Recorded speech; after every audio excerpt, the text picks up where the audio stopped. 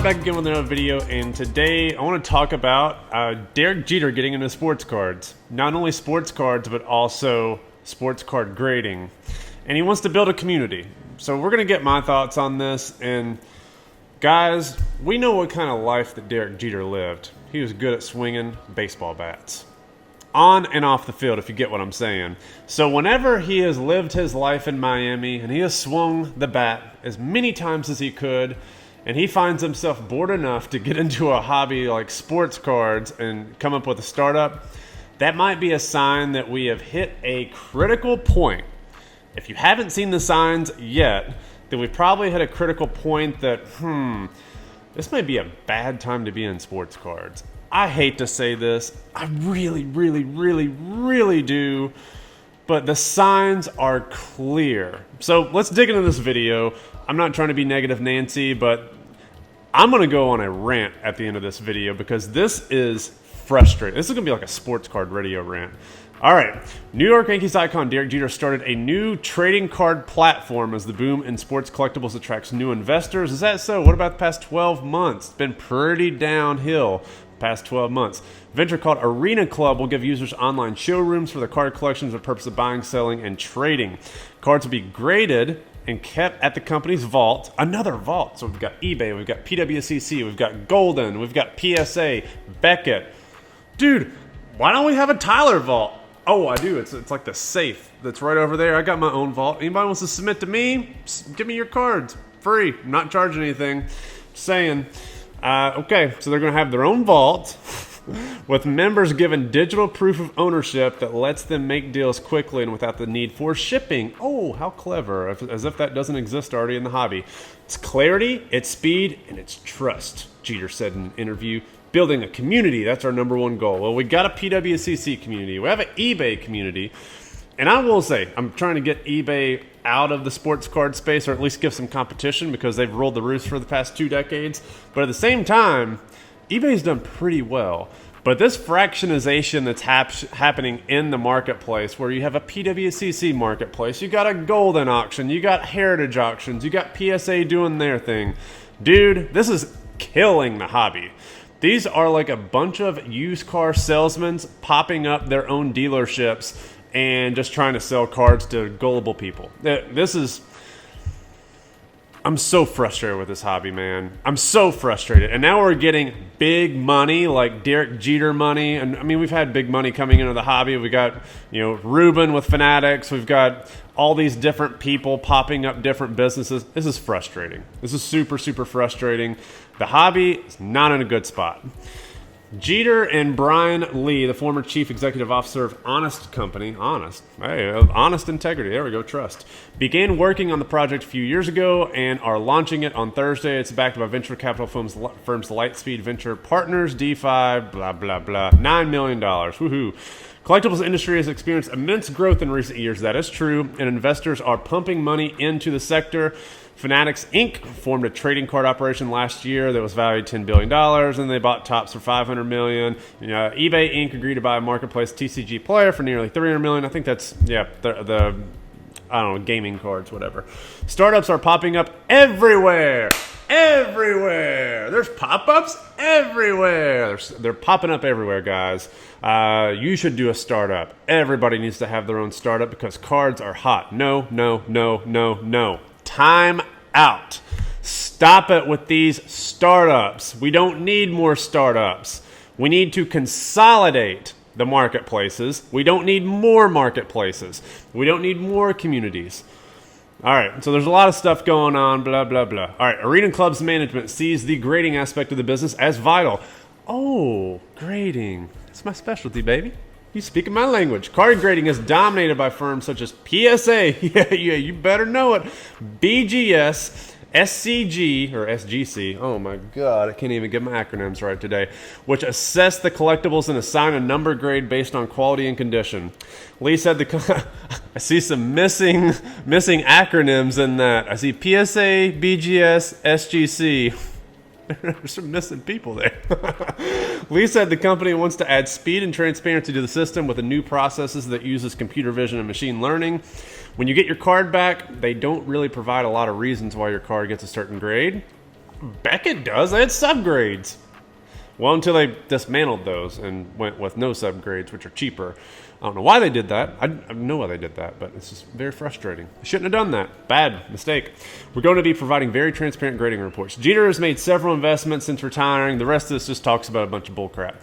All right, so let's check out Arena really quick. We're not going to be spending a lot of time here because this is basically what they're trying to build. They want a marketplace, and this is how these... Rant time, baby. Rant time. This is who's been making money in sports cards. You want to know who has been making money in sports cards? It's not people buying sports cards as art pieces because guess what? Transaction costs are at an all-time high. We now pay taxes on sports cards. We now pay exorbitant fees on sports cards. eBay started it, but these people are getting a piece of the pie because essentially the way this group is going to make money is whenever you operate and buy on their platform, this is the same model that PWCC started it and did a successful, masterful job where they have such a massive company now, other copycats are coming in, and they want their own marketplace because they know the value in cards right now is the volume of transactions. This is a mini PayPal. PWCC is a mini PayPal. It's just a specialized sports card marketplace where they are getting a fee for every transaction, and the fee is way higher than a PayPal transaction of 3%. We're talking about exorbitant fees on PWCC's website. The same thing is going to be how it is here. So I could look on how it works. You're going to buy this card and pay a fee. So there's going to be transaction costs for sellers and buyers. And then, of course, they're going to jump into sports card grading. So this is just what's on the marketplace. Throw your cards on here. I would love to know how they're going to attract eyeballs because guess what? Whenever I wake up, do I think about going to the Arena Club? No. I don't even go to PWCC. I don't go to Golden. I don't go to Heritage. I don't do that. I buy on eBay. It's one place. Like if I'm going to buy stocks, I'm not going to 50 million different brokers. I'm going to my one broker and I'm buying stocks. That's where I want to go. I only have 24 hours in a day. Like, how in the world can I keep up with different marketplaces when I want one card? That one card is available on eBay. And eBay has been around for 20 years, and I know that it is a consistent place to get cards that I want. Why do we need more marketplaces? The reason why we need more is because Derek Jeter wants to make a little bit of money. He wants to make some money on these transaction costs. So guys, stop falling for this. Like literally stop falling for this. This is every single one of these marketplaces that pops up, they're trying to do the exact same thing and extract value via a fee, and they are bifurcating the marketplace. This is not a value add for the marketplace. You want to build a community, we're going to build a community for you guys to make money. That's the only community that's being built here. Like, we do not need this segregation of marketplaces in the sports card marketplace. We don't need a PWCC. We don't. And I have cards there. I've got almost $50,000 in cards sitting there. So I don't feel comfortable saying that, but we do not need them. We need a viable competitor to eBay to keep eBay in check, but we don't need 5 or 6 of these. And we definitely don't need another grading company, especially one that has no idea how to grade cards. Let's actually get an example here. This is one of the guys I go back and forth with every now and then, but he actually does know his stuff. I mean, we get into arguments here and there, but for the most part, he is pretty right most of the time. We're both right. We just come at it from different angles. But this is an example of some of the cards that it looks like they're gauging centering on, and this is like what the grading report would hypothetically look like. So this card, apparently using this automated technology, is giving this card a 7 centering grade. I'm looking at this right now, and I'm already calling that's bullshit. Like, this is a garbage grading company. This is worse than HGA. Like, there's nothing valuable about this. I look at this and I automatically dismiss it and say, okay, good luck. And again, how are you going to compete with PSA? How are you going to compete with 20 plus years of brand loyalty? Like, how is a new shoe company going to compete with Nike? Somebody explain that. They've got Michael Jordan, who built the company, as the foundation. You have a bunch of people, every time there's, I can't go there. Can't go there. Let's just say Nike's got brand loyalty, baby. Man, I want to make so many jokes right now, but I'm just going to keep it PC. So I'm very curious how a new grading company is going to come into the marketplace and actually challenge someone who is established like a PSA or a Beckett or even an SGC. We do not need this. This is not value add to the marketplace. This is not a new innovative thing that is going to be a value add for us. Yeah, if you want to collect their garbage looking slabs, go for it. You can collect anything that you want. But in terms of it being a value add to the collector, whenever I submit things for grading, and the majority of people, whenever they submit things for grading, it's to increase the value of that asset and protect it, and protect the card, and increase its value. That's probably the most important thing. This is not going to increase its value. We already have things out there that can increase value, and they've been proven. There is no need for this in the marketplace. So every single week there is a new story like this that pops up, and it's getting so frustrating just watching this happen. Everybody wants a piece of the pie. Guys, where were you in 2014? Where were you in 2013? Where were you in 2008? Better yet, where were you in 2001? Like, we've been along the ride the entire time, baby. We know exactly how this looks, and seeing all these vultures swooping into the hobby like a Derek Jeter, like everybody coming into the hobby, Gary V, sports card investor, all the social media influencers, all the breakers, all the people who see this as a cash cow opportunity, man, not a good place for the hobby. I mean, it's very, very transparent. If you've been in the hobby for a long time, these people are like vultures swooping in and just trying to get a piece of the pie that's growing. I mean, the article says that. It's a booming hobby. There's a lot of interest. People are doing startups left and right to get a slice of the pie. Dude, I mean, where were you advocating and promoting for the hobby years ago? I mean, we have Josh Luber just 5, 6, 7 years ago saying sports cards are dead. Now he's leading Fanatics. Dude, get out of here with this nonsense. Like, oh, it's so frustrating. Let me know down below. I may be way off base here. I'm just frustrated. This is so frustrating to see this happen in the hobby. And hopefully there's other people out there that feel just as passionately about it as I do. All right, guys, so I did all that rant, and I didn't even tell you how this whole grading thing works here. So if I'm going to do a review, I got to at least cover this a little bit. So just spend a couple minutes, just look and see what this grading process looks like. So this is what the slab is going to look like. A reading club founded by the collectors, and they slapped Derek Jeter's name on it, right? So we know security and transparency is what you want and need. Here's our process down to the very detail. All right, QR code on the back label directs the card detail and Arena Club grading report. Ultra Pro superior quality custom made slabs. I mean, the slabs look pretty good. I'll say the label does look pretty good. It's just, do we need another group like this in the marketplace? Cards are protected in inner sleeves like that.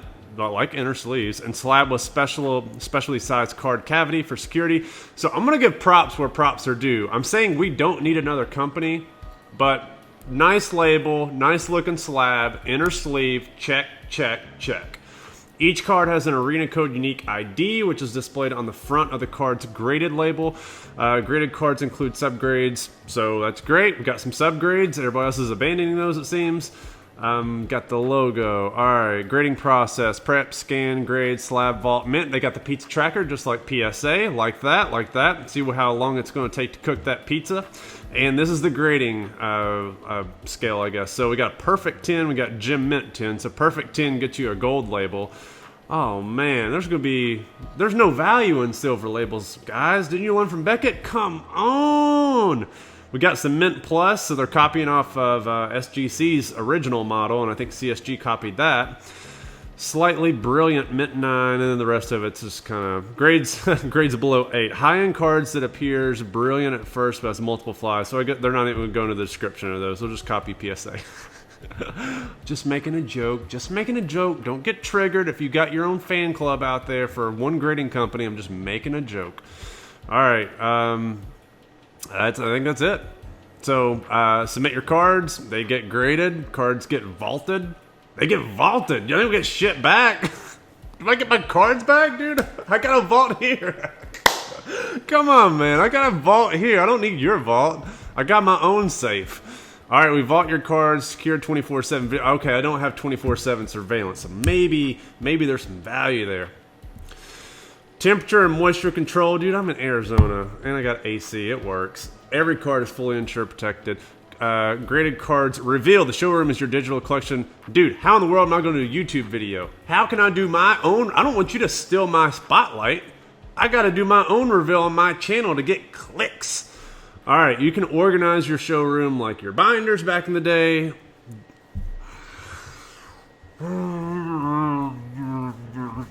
This is everything wrong with this generation, dude. I'm not showing these cards off online. I'm not showing them off in little pretty pictures. My Instagram's kind of dead. I don't post on there that much. I like to take the physical card in my hand like this. I got an SGC slab. And I just want to look at it, enjoy it. That's what I like to do. That's what I like to do. That's what I did my entire childhood up until they created this stupid NFT stuff. I'm trying not to knock it. Like, I get that they have showroom stuff, but can you please send me my cards back? I just want them back. All right, buy, sell, trade in an instant. Our favorite part of the Arena Club is the instant transaction process. No more waiting for the mail or hope.